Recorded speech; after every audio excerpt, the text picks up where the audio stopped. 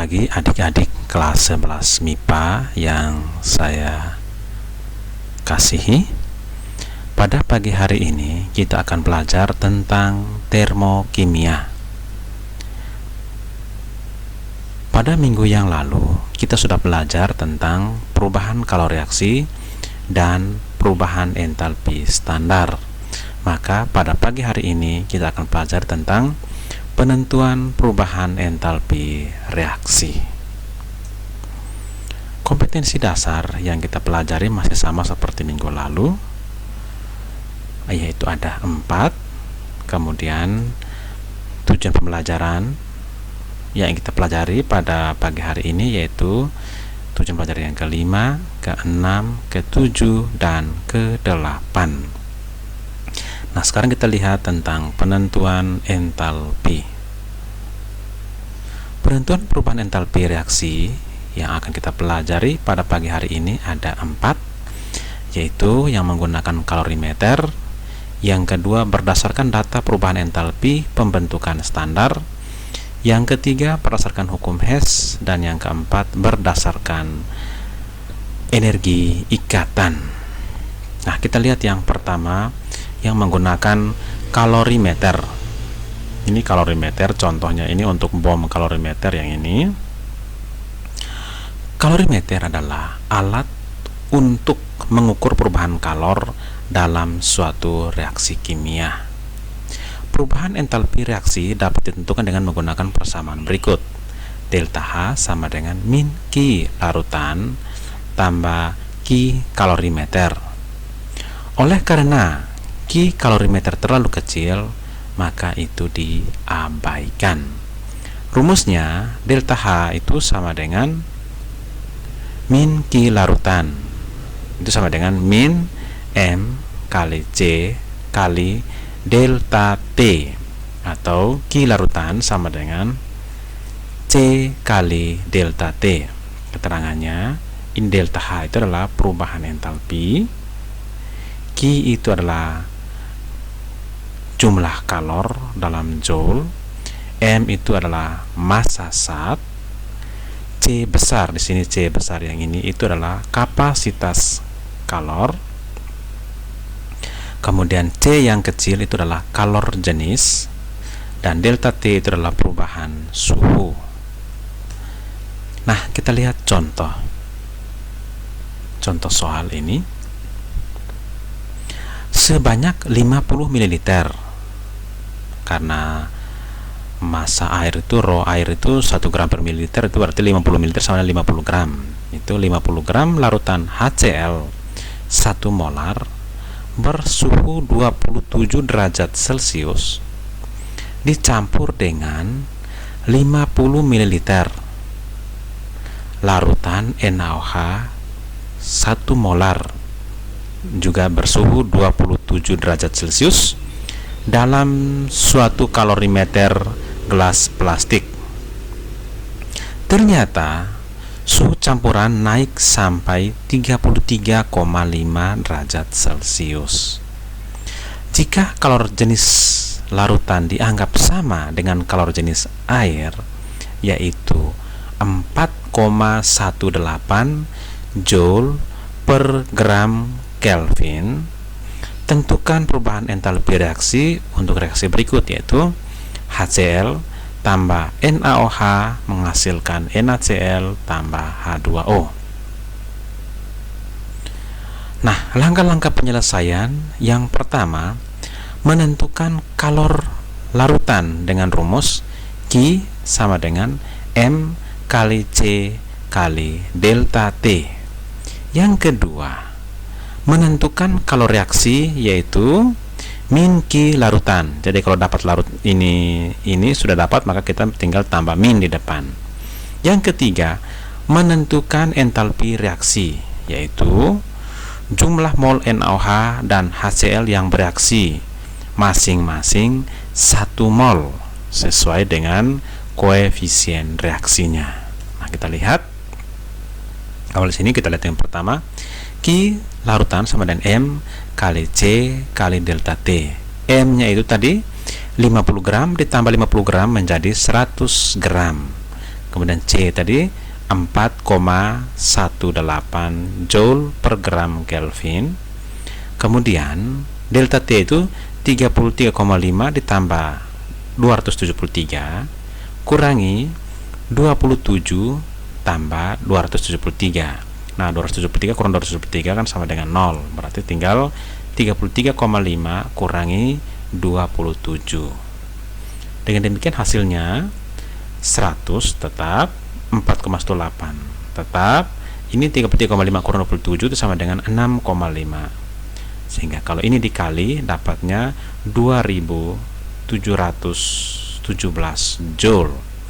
Nah, karena Q reaksi sama dengan min Q larutan, itu berarti nilainya menjadi min 2717 Joule. Kalor di atas menyertai reaksi untuk 50 ml HCl dengan 50 ml NaOH. Nah, sekarang kita lihat berapa jumlah mol HCl. Jumlah mol HCl itu adalah volume dikali molar. Jadi 50 ml itu sama dengan 0,05 liter. Molar itu kan 1 mol per liter. Berarti 0,05 dikali 1 molar menjadi 0,05 mol. Terus sama juga yang ini dapatnya 0,05 mol. Karena jumlah mol per reaksi sesuai dengan perbandingan koefisien, maka campurannya adalah ekuivalen. Delta H reaksi harus sesuai dengan stoikiometri reaksi. Jadi, kita harus menghitung jumlah kalor yang akan dibebaskan jika jumlah HCl dan NaOH yang bereaksi masing-masing 1 mol sesuai dengan koefisien reaksinya. Nah, sekarang kita lihat.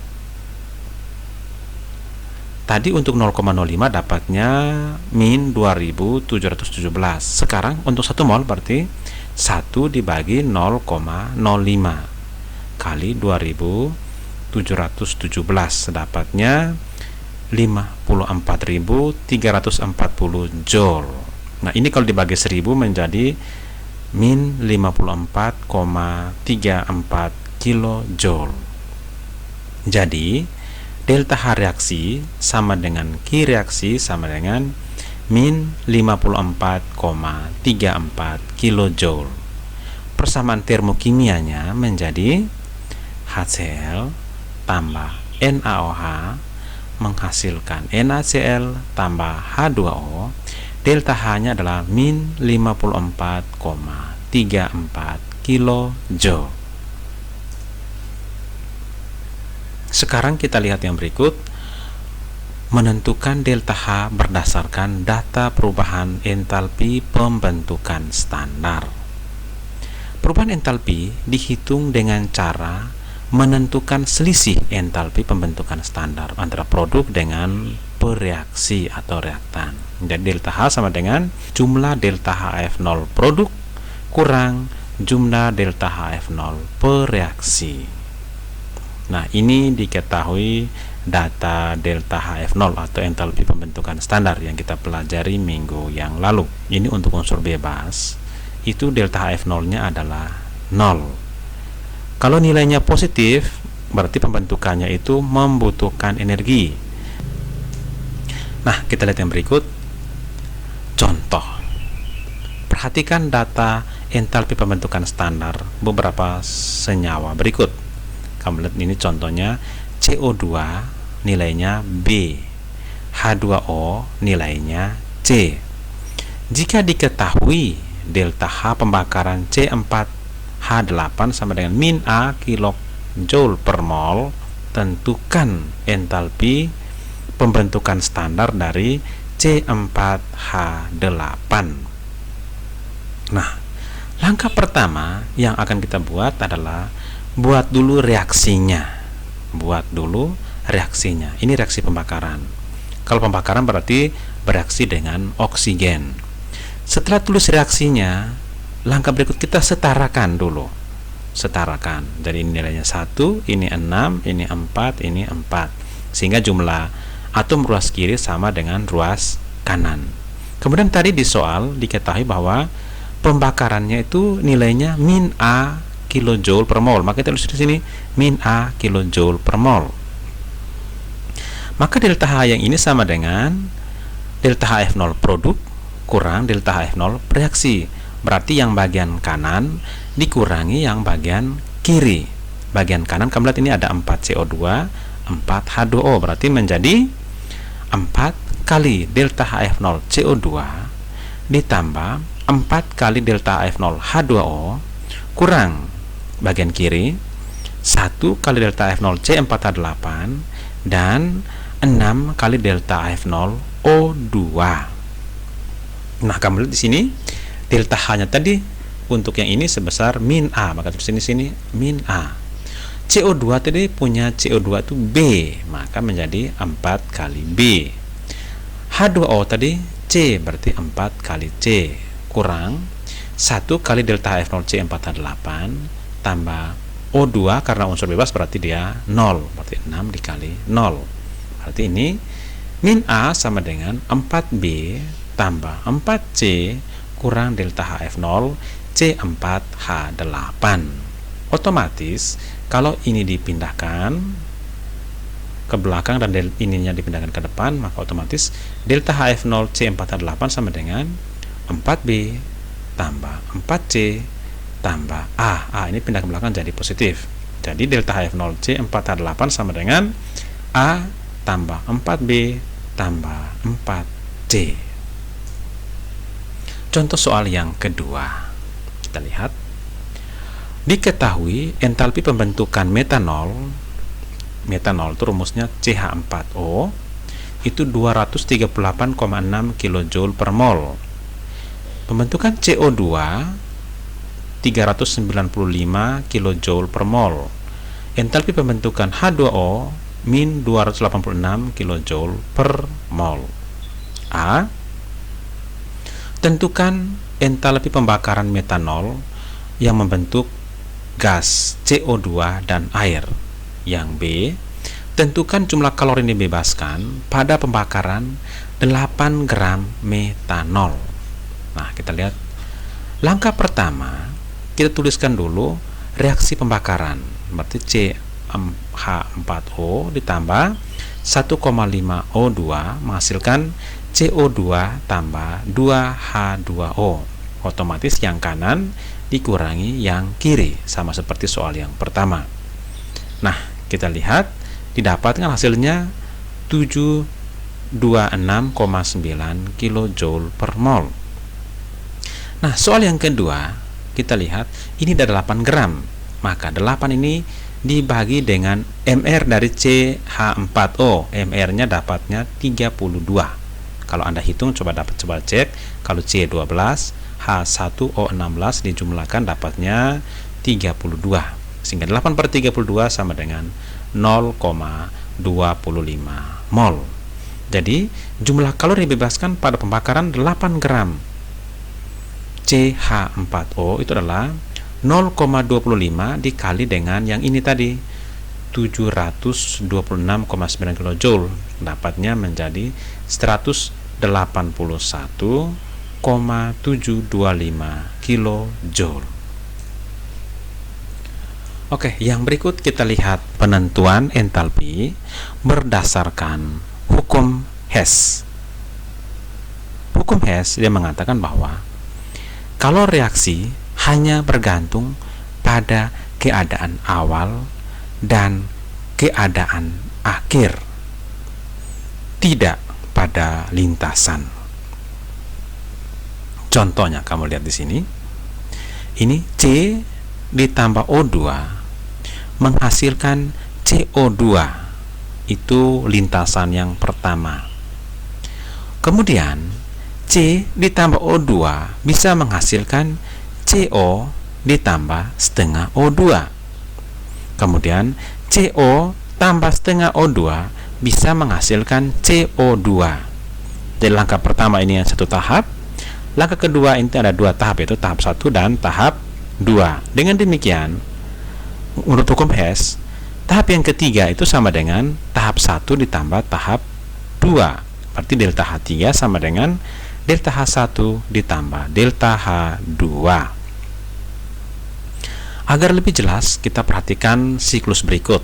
Kamu lihat, ini A ditambah B menghasilkan X ditambah Y. Nah, keadaan awal itu adalah A dan B.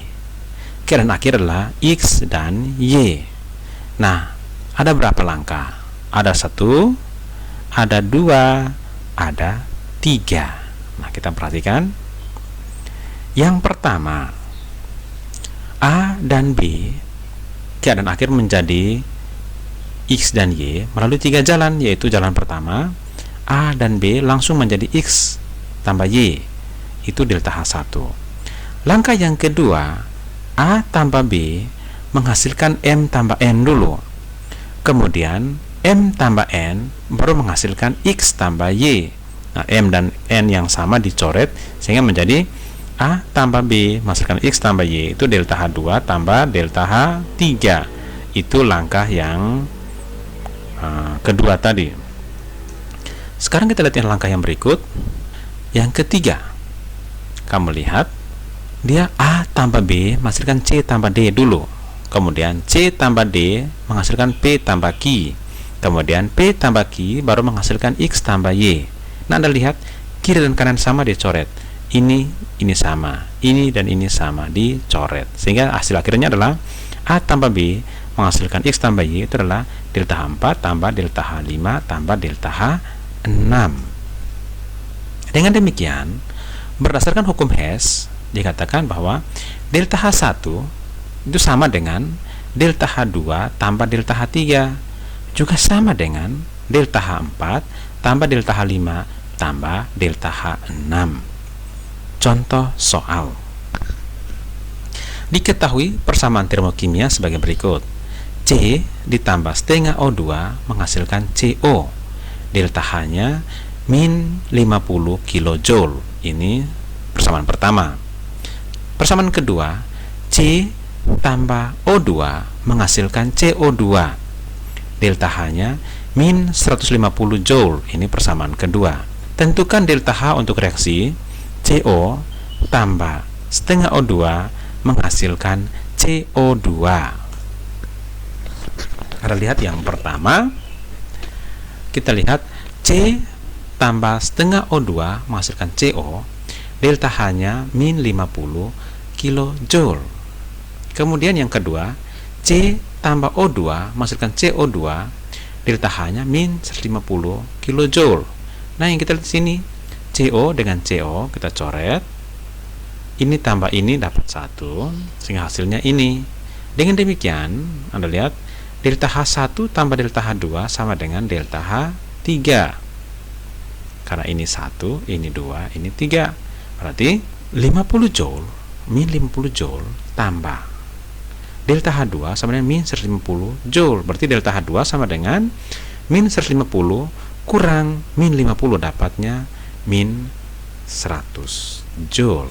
Contoh yang berikut. Diketahui entalpi pembentukan CH4 plus 90 kJ.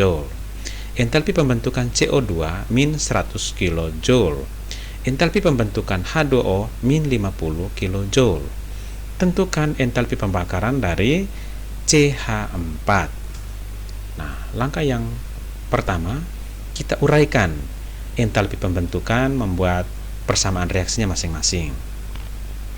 Nah, entalpi pembentukan CH4 berarti membentuk CH4, 1 mol CH4 dari unsur-unsurnya. Kita buat sini, C tambah 2H2 menghasilkan CH4. Delta H-nya plus 90 kJ. Jadi yang ini kita jabarkan menjadi seperti ini. Kemudian delta HF0CO2 menjadi C tambah O2 menghasilkan CO2. Delta H-nya min 100 kJ.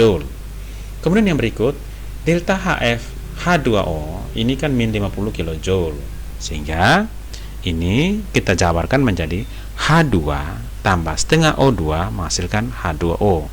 Delta H-nya min 50 kJ. Nah, dari reaksi di atas kita buat reaksi pembakarannya. Kalau pembakaran berarti bereaksi dengan oksigen menghasilkan CO2 dan H2O. Langkah berikut kita setarakan sehingga menjadi CH4 tambah 2O2 menghasilkan CO2 tambah 2H2O. Nah, ingat, keadaan awalnya adalah CH4 tambah 2O2 dan keadaan akhirnya adalah CO2 dan 2H2O. Ingat, keadaan awal dan keadaan akhir. Maka kita lihat dari reaksi tadi, kita balik reaksi yang pertama sehingga menjadi CH4 menjadi C tambah 2H2. Delta H-nya dari positif menjadi min, jadi min 90 kJ. Jadi C tambah O2 masukkan CO2, min dapat min 100. Kemudian 2H2 tambah O2 masukkan 2H2O, delta H-nya min 100 kJ. Jadi CH4 tambah 2O2 menghasilkan CO2 tambah 2H2O. Tinggal ini dijumlahkan. Setelah ini semua kita tes cocok, CH4, O2 tambah O2, 2O2, CO2 turun sini, 2H2O turun sini. Setelah ini cocok, kiri dan kanan sama, maka tinggal ini dijumlahkan, dapatnya min 290 kJ.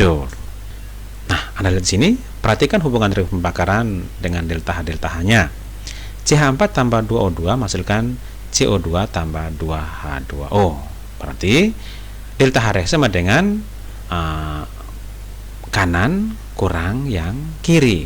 Karena ini 0, O2 0, berarti delta H reaksi sama dengan delta HF0 CO2 tambah 2 kali delta HF0 H2O kurang delta HF0 CH4. Jadi yang kanan kurang kiri. Contoh yang ketiga. Diketahui ada 3 reaksi. Yang pertama, H2 tambah F2 menghasilkan 2HF. Delta H sama dengan min 537 kJ. Reaksi yang kedua, C tambah 2F2 menghasilkan CF4. Delta H-nya min 680 kJ.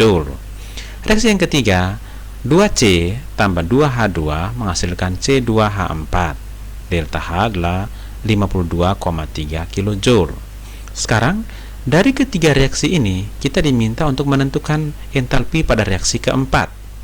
Di sini C2H4 tambah 6F2 menghasilkan 2CF4 tambah 4HF.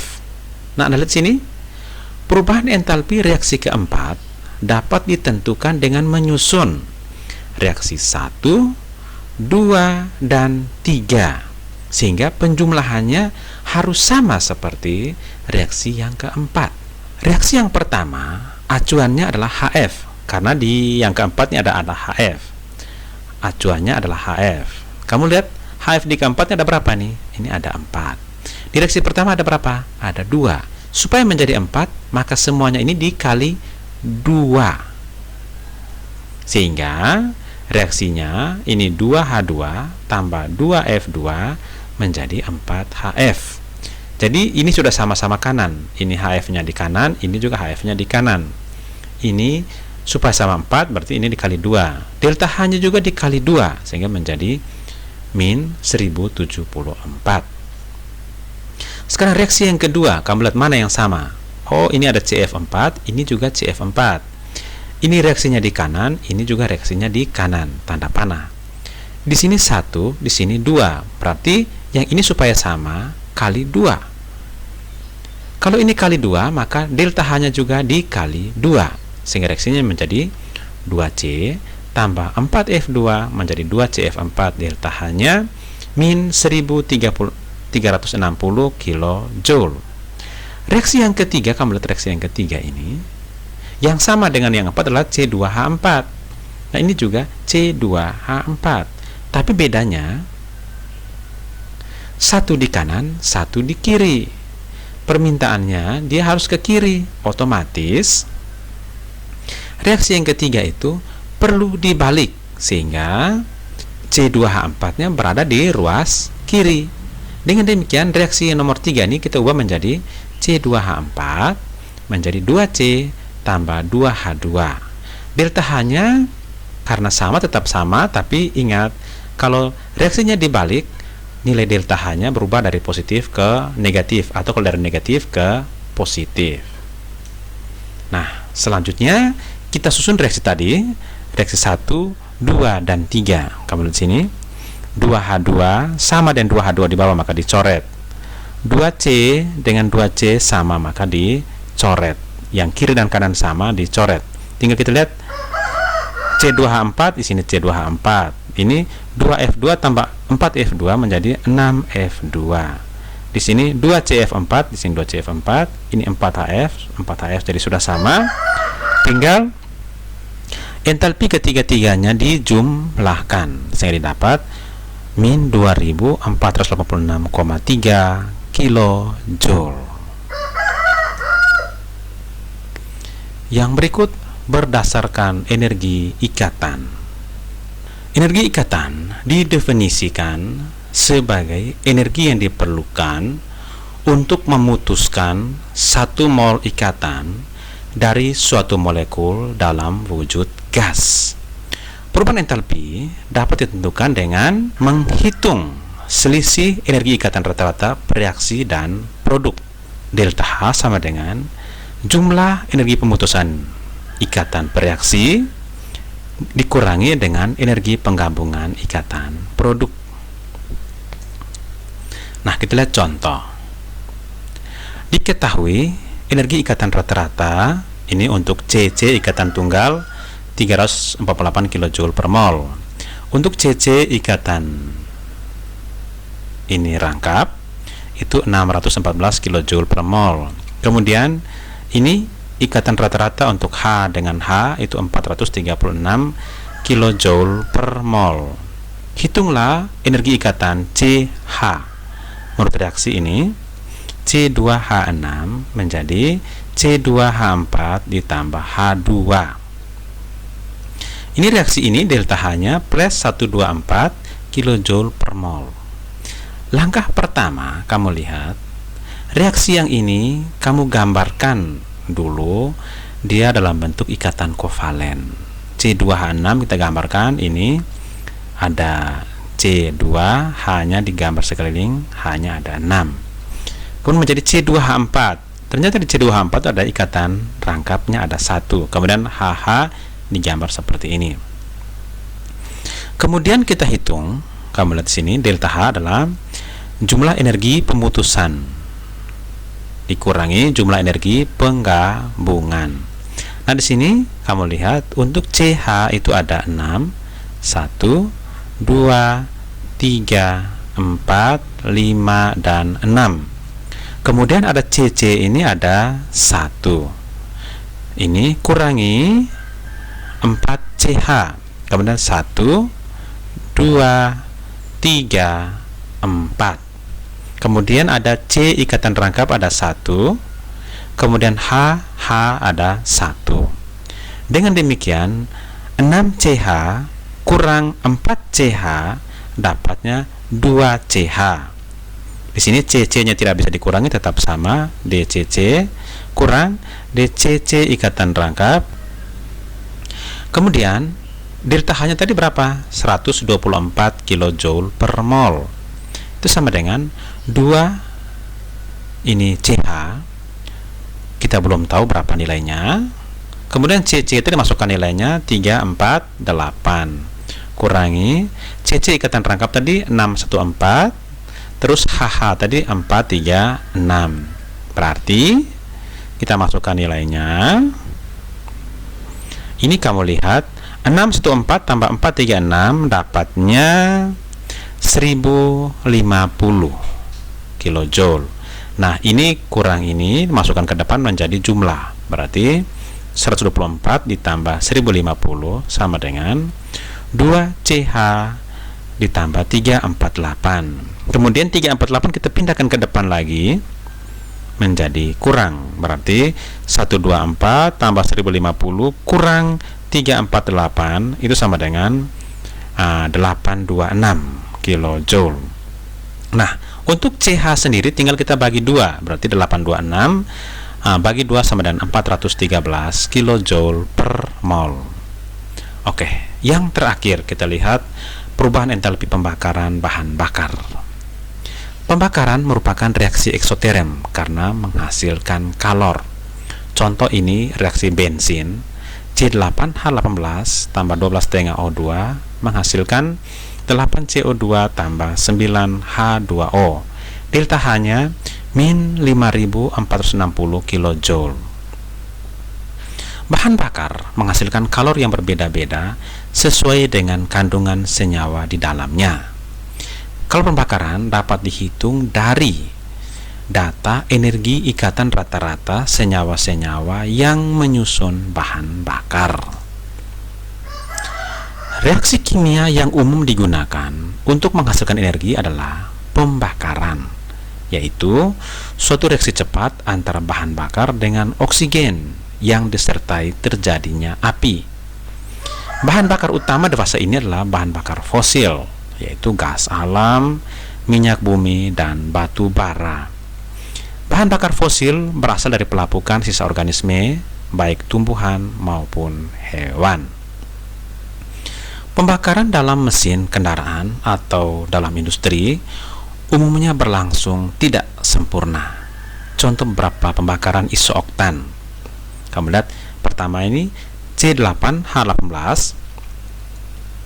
tambah 12,5O2 akan menghasilkan 8 CO2 tambah 9 H2O. Seperti reaksi di atas tadi, delta H-nya min 5460 kJ.